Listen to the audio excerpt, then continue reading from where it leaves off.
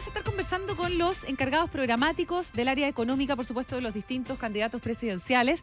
Y para comenzar, estamos hoy día con el asesor económico de Janet Jara, el economista Nicolás Bome. Bome, está bien. Bome. Gracias, Nicolás, por estar acá. Gracias, Nicolás. Nicolás nos contaba, bueno, conversamos antes de entrar a la radio, es súper joven, tiene 35 años, no es primera vez que está además y metido en un comando presidencial, ¿no es así?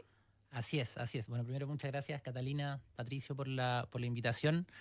A mí ya me tocó estar en la campaña presidencial anterior. De Daniel Jadwe. De Daniel Jadwe y luego de Gabriel Boric. Yo estuve coordinando la parte tributaria en ese momento del programa del actual presidente Boric. Así que, si bien en ese momento no me tocó un rol tan de quizás primera línea como este, ya el ritmo de las campañas, el ritmo frenético a veces de las campañas... Ya se maneja ya. No es primera vez que pero me toca. También es candidata comunista, al igual que Daniel Jadwe, pero los programas son bien distintos. En el programa de Daniel Jadwe se plantea impuestos a los súper ricos, se plantean cosas más radicales. Este está más moderado, parece.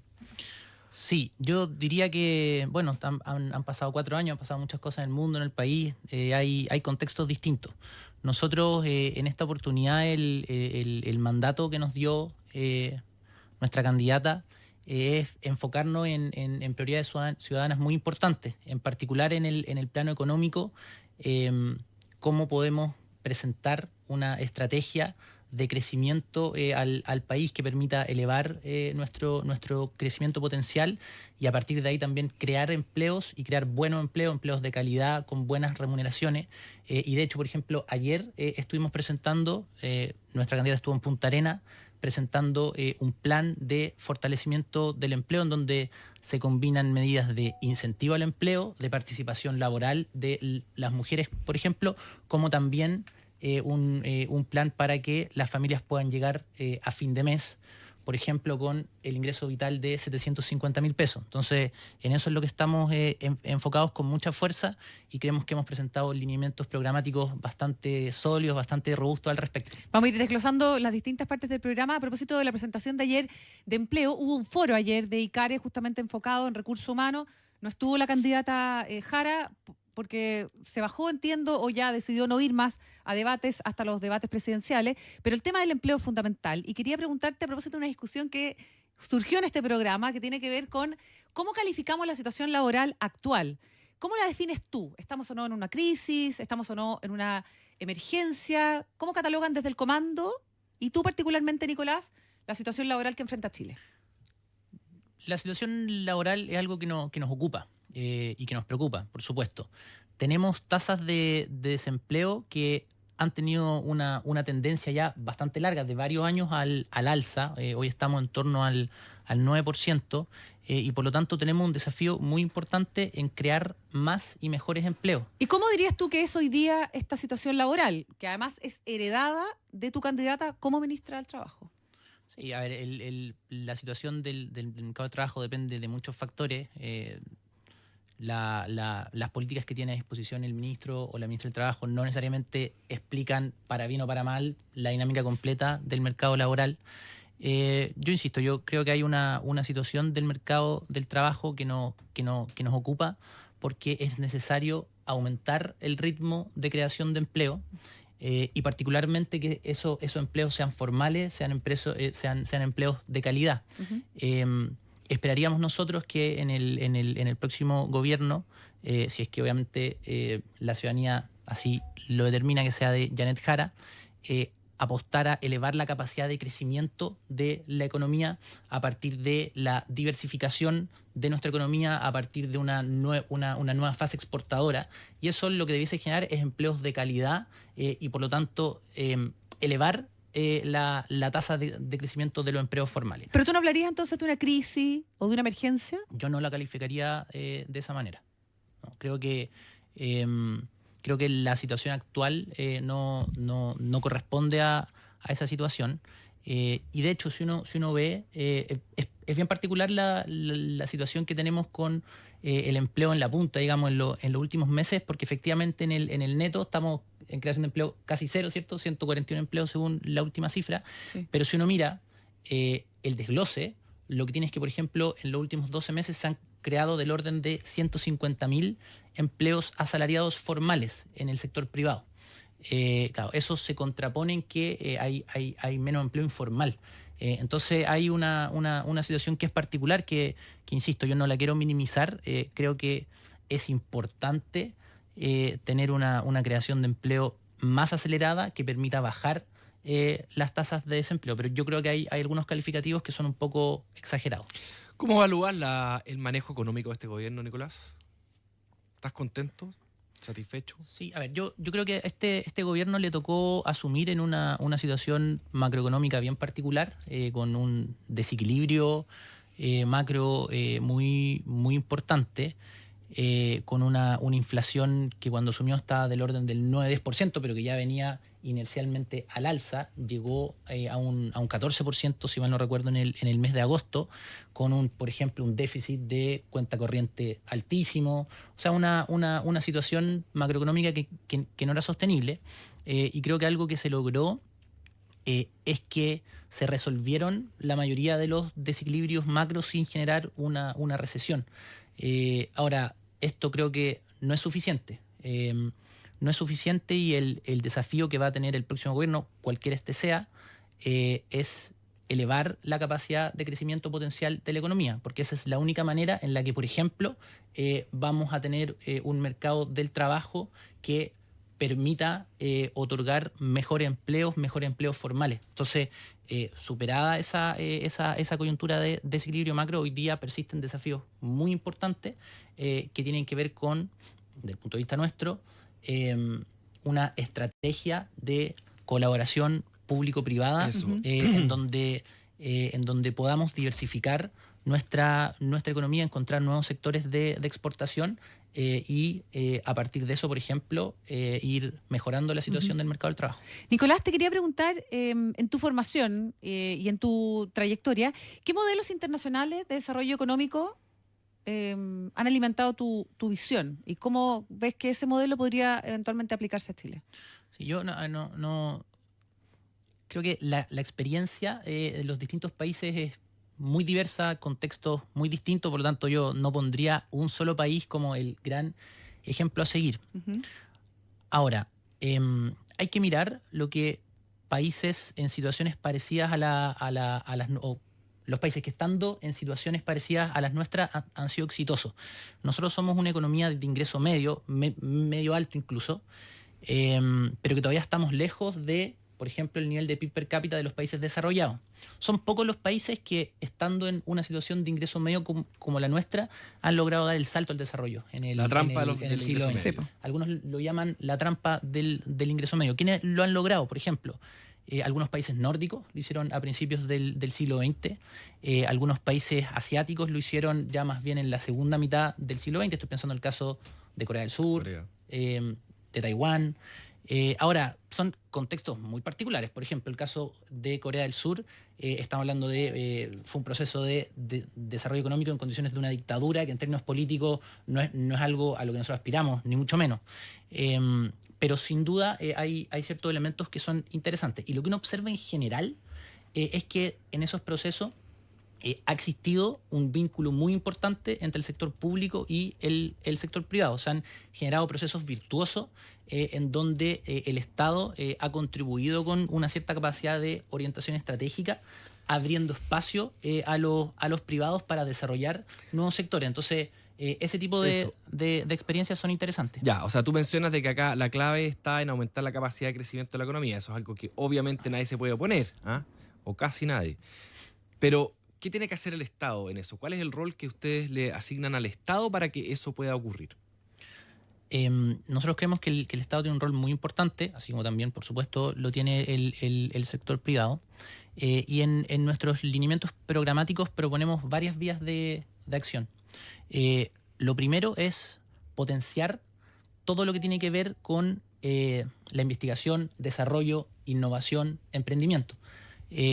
Y desarrollar políticas públicas muy concretas para ello. Nosotros hemos planteado en un horizonte de 4 años la meta de duplicar el gasto público y privado, por ejemplo, en investigación y desarrollo. Uh-huh. Entonces hay un rol del Estado bien importante en incentivar y también en apalancar gasto privado en la materia.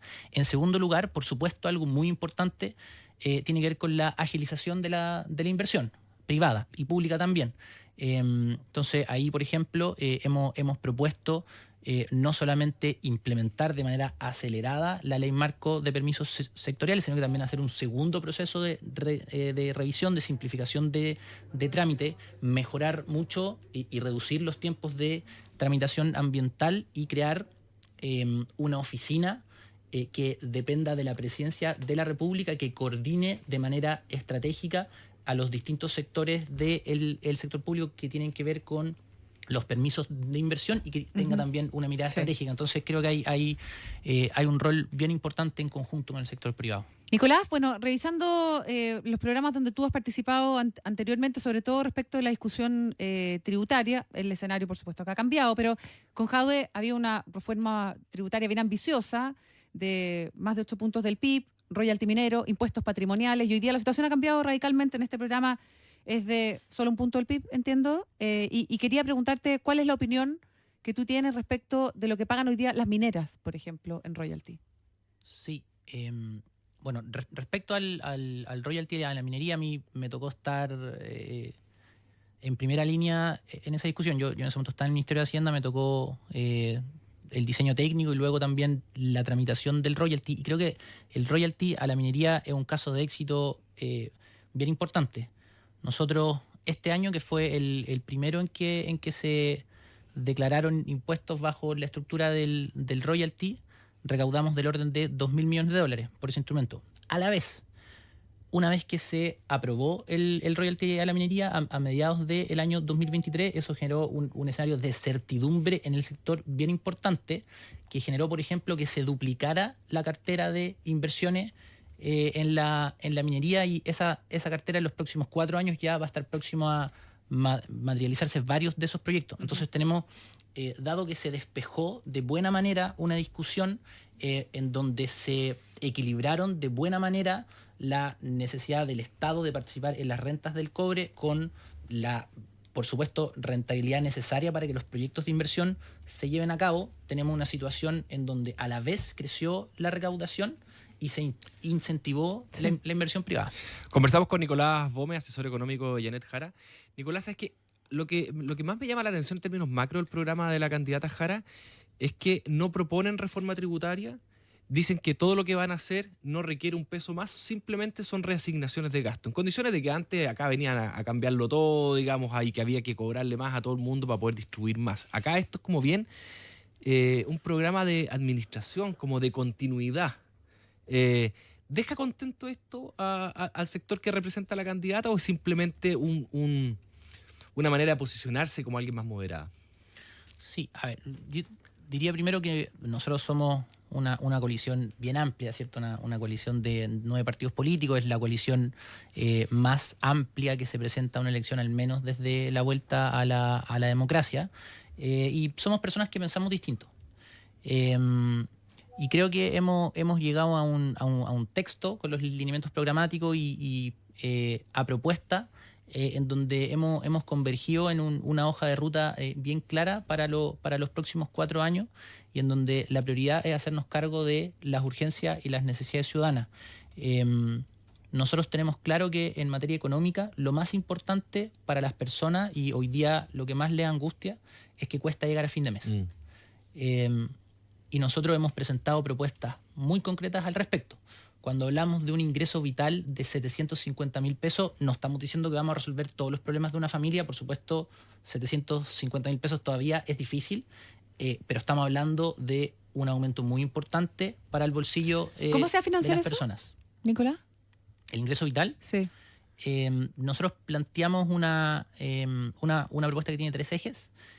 Primero, aumentos de el salario mínimo, por supuesto, por sobre el costo de la vida.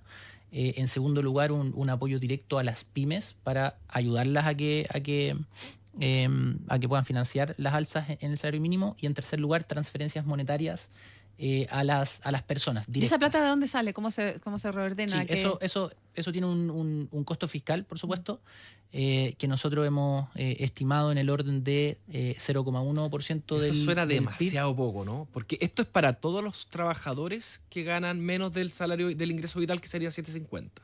A todos ellos los nivelarían hasta 750, ¿verdad? Claro. Y eso cuesta solo 0,1%. Los trabajadores obviamente jornada completa. Jornada ¿cierto? completa, pero ya, ok. ¿Solo cuesta 0,1% el PIB eso? Sí, el costo exacto obviamente va a depender de el momento en que nosotros hemos planteado en los lineamientos un diálogo tripartito que va a terminar en el envío de un proyecto de ley y los parámetros exactos van a calcularse en ese momento, pero nosotros tenemos datos de cuánto han costado políticas similares en el pasado, cuál es el conjunto de beneficiarios y ese es el orden de magnitud. Perdón, hay que considerar varias cosas. Esto no es tan fácil como multiplicar la cantidad de trabajadores por un cierto monto, porque, por ejemplo, uno tiene que tomar en cuenta que en promedio no todos los trabajadores están todos los meses trabajando sujeto al salario mínimo, ¿cierto?